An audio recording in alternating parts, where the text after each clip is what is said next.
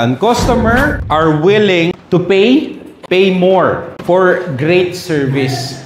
Meron na po bang nasabihan sa inyo sa trabaho ninyo, ang mahal naman ng produkto niyo? Alam niyo po ba ang salitang mahal ay subjective?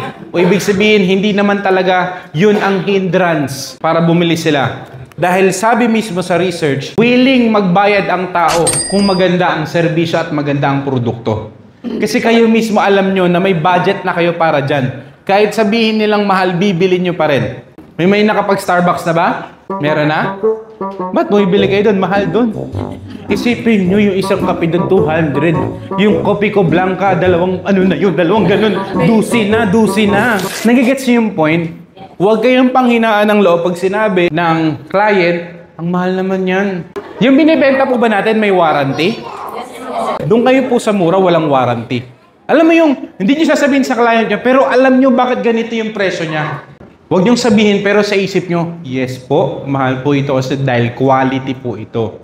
Na bakit mahal ang iPhone kaysa Android? Pareho lang naman nakakasend ng text.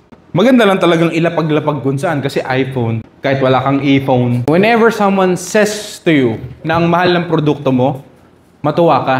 Kasi kaya mong ibigay yung rason bakit siya mahal. Maraming buyer, ang una nilang gagawin, tumawad kahit namumurahan na sila. Ask me why. Why? Pakisabi why.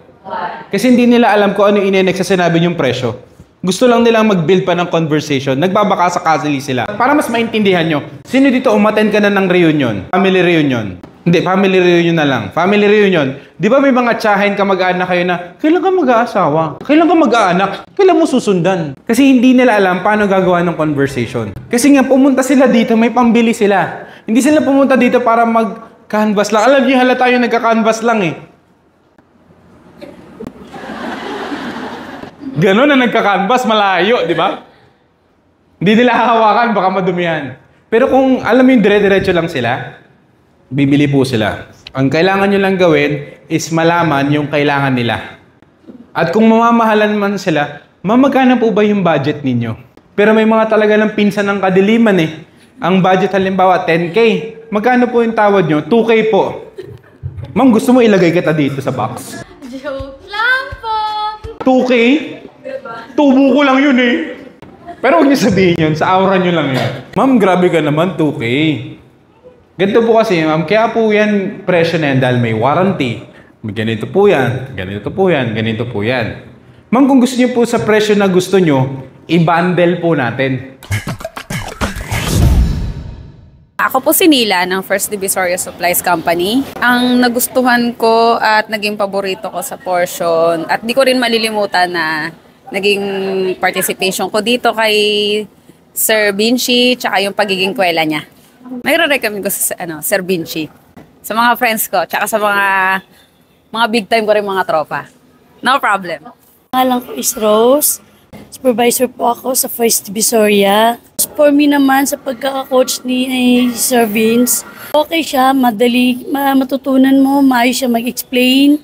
Sana po sa lahat ng sino pang naghahanap na maging coach doon, kuhanin niyo po si Coach Vinci. Thank you po. Hi po, my name is Shirley from First Divisoria po. I'm a sales lady po doon. Ang masasabi ko kay Sir, kay Coach Vinci po, maganda po siyang magturo. Nire-recommenda ko po si Coach Vinci sa mga ibang company po para mas lumago pa yung kaalaman ng mga employees po ng iba. Thank you po.